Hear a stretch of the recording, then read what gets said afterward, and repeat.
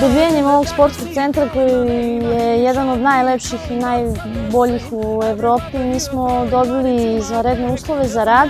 Slede dve utakmice veoma teške koje imamo u ovom periodu sa Hrvatskom u gostima i sa Holandijom kod kuće.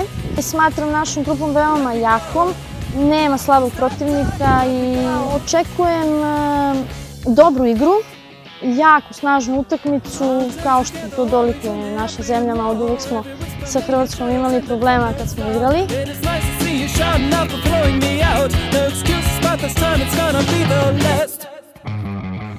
Mi smo igrali prvu utakmicu kao domaćini i pobedili smo 4-2 za ovu utakmicu u gostima. Očekujemo naravno pobedu, igramo našu igru i nadamo se da ćemo sva 3 boda vratiti u Srbiju.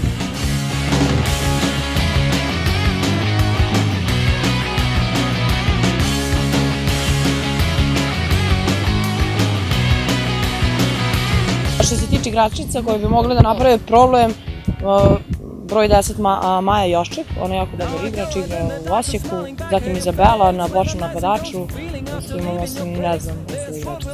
Mislim da su te dve igračice najopasnije što se tiče.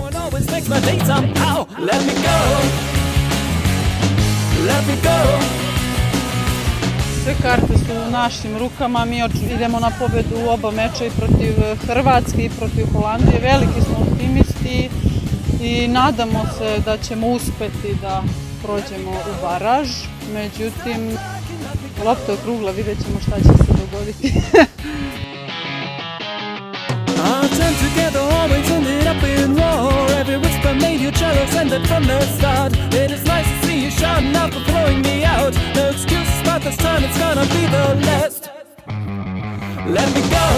Mislim da smo skoro na istom nivou i da ova utakmica odlučivaće psihička pripremljenost jedne ekipe.